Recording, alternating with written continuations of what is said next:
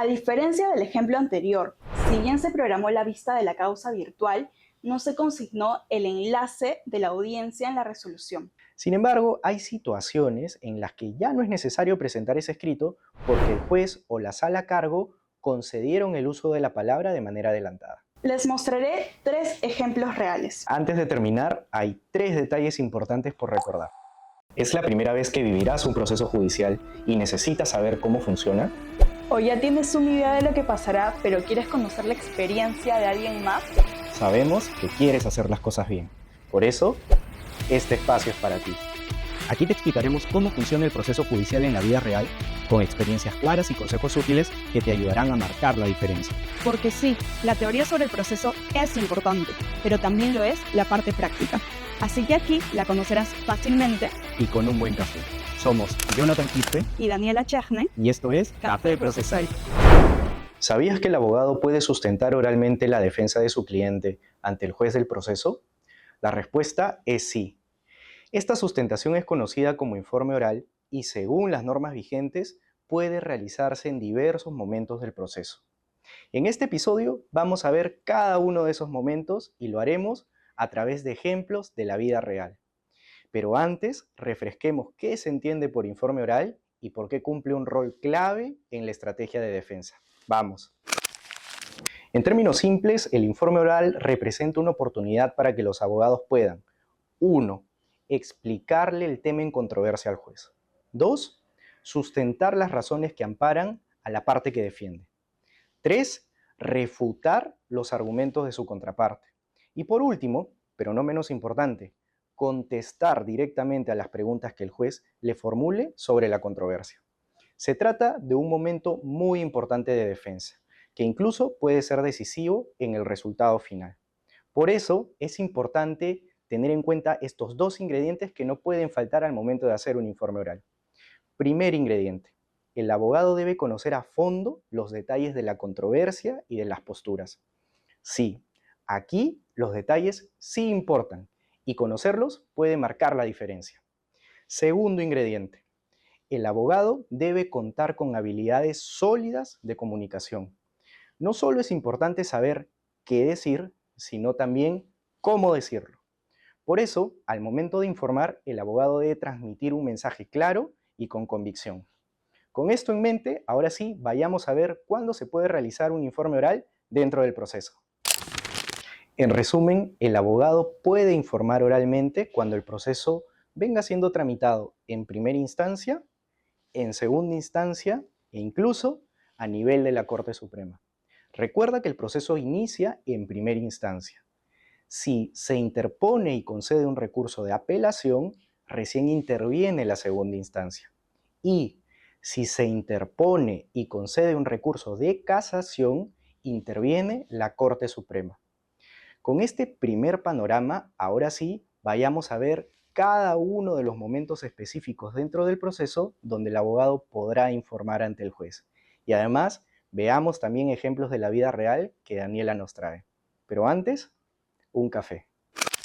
Si el proceso se encuentra en primera instancia, el abogado podrá informar oralmente una vez concluida la actuación de las pruebas, es decir, al final de la audiencia de pruebas, si es que estamos ante un proceso tramitado en la vía de conocimiento o abreviada, o al final de la audiencia única, si estamos ante un proceso tramitado en la vía sumarísima. Pero ¿qué pasa en aquellos casos donde no se han actuado pruebas y el juez del proceso ha declarado el juzgamiento anticipado? ¿En esos casos el abogado podrá informar oralmente? La respuesta es sí, pero para hacerlo deberá pedírselo al juez una vez que éste haya declarado el juzgamiento anticipado. Al pedirlo, el juez programará una fecha para que las partes informen oralmente sobre la controversia antes de sentenciar. Las normas procesales importantes a revisar son el artículo 210, 468, 473 y 555 del Código Procesal Civil peruano vigente. Ahora sí, vayamos a ver los ejemplos que Daniela nos trae. Este es un ejemplo de la vida real. Aquí vemos un proceso de prescripción adquisitiva de dominio en primera instancia tramitado en vía abreviada ante el juez civil de la Corte Superior de Lima. Dentro de ese proceso se actuaron diversas declaraciones testimoniales en más de una audiencia de pruebas. Con esta sesión culminó la etapa de actuación probatoria del proceso, ya que se tomaron las declaraciones testimoniales y no quedó ninguna otra prueba por actuar. Y aquí viene lo interesante del ejemplo, y es que al haber culminado con la actuación de pruebas, el abogado de la parte demandante y el abogado de la parte demandada pudieron informar oralmente ante el juez del proceso, como se puede observar en el acta que se muestra en pantalla. El informe oral y en general toda la sesión de esta audiencia quedó grabada en audio y video del sistema del Poder Judicial. En este ejemplo, el informe oral se realizó luego de la actuación de pruebas en audiencia. Sin embargo, si estuviéramos en un caso en donde se haya declarado el juzgamiento anticipado, el informe oral debe ser solicitado por el abogado al juez a fin de que éste programe una fecha y hora para su realización. Cuando el proceso se encuentra en segunda instancia, el abogado podrá informar oralmente durante el trámite de las apelaciones concedidas con efecto suspensivo. Por ejemplo, cuando se apela a una sentencia o cuando se apela a una excepción procesal que ha sido amparada, el trámite de esas apelaciones es con efecto suspensivo. ¿Qué sucederá en esos casos? Una vez que la segunda instancia toma en sus manos la controversia, programa una fecha que es la denominada vista de la causa. Y esa es la fecha en que los abogados podrán informar oralmente. Cuando sean notificados con la programación de la vista, los abogados deben sustentar oralmente su posición en esa fecha. Pero ¿qué sucede en aquellos casos donde se han concedido apelaciones que no tienen efecto suspensivo? ¿El abogado podrá informar oralmente en esos casos? La respuesta es depende. El abogado podrá solicitar informar, pero quedará a discreción de los jueces conceder o denegar ese pedido de informe. ¿De qué depende? Depende de que los jueces adviertan en ese asunto un tema relevante. Así lo establece el artículo 132 de la Ley Orgánica del Poder Judicial. Ahora, también podría ocurrir que los jueces de oficio convoquen a las partes para realizar una sustentación oral. Esto está reconocido en el último párrafo del artículo 377 del Código Procesal Civil peruano vigente. Ahora que ya sabemos en qué momentos de la segunda instancia se puede informar, vamos a ver algunos ejemplos de resoluciones que programan la vista de la causa para familiarizarnos con ellas. Les mostraré 3 ejemplos reales. El primer caso es un proceso de desalojo. En segunda instancia, se programó la vista de la causa virtual y en la resolución se consignó el enlace para la audiencia.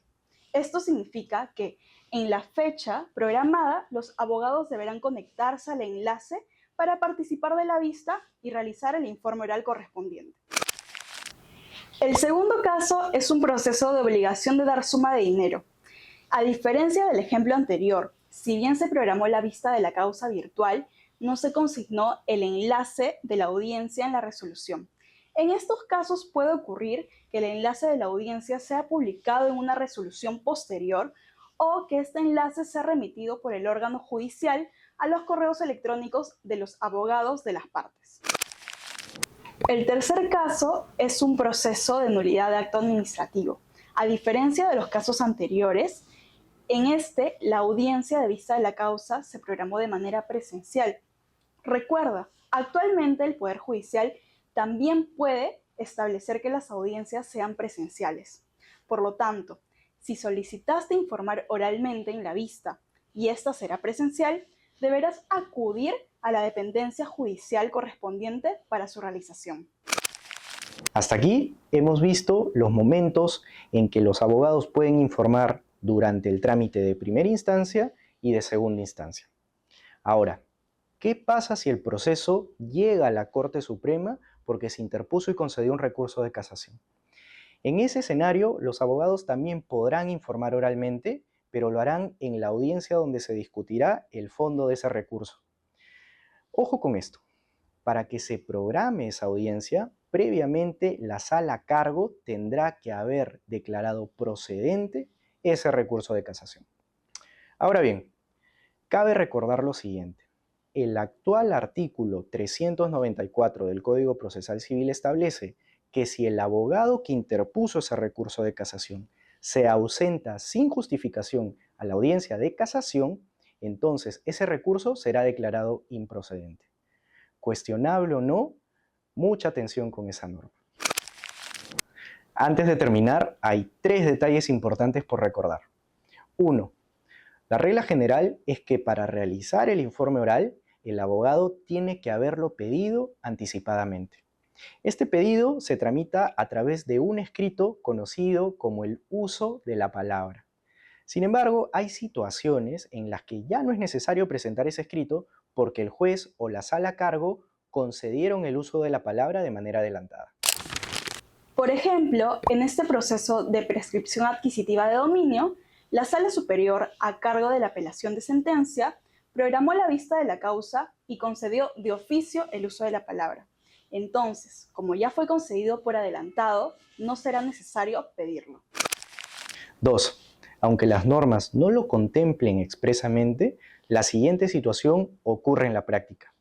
Cuando un juez que venía conociendo un caso es reemplazado por otro, ya sea por fallecimiento, destitución, promoción, entre otras razones, el nuevo juez del caso suele programar de oficio una audiencia complementaria para que los abogados informen sobre la controversia. También puede ocurrir que ese nuevo juez del caso otorgue la oportunidad a las partes de pedirle informar sobre la controversia.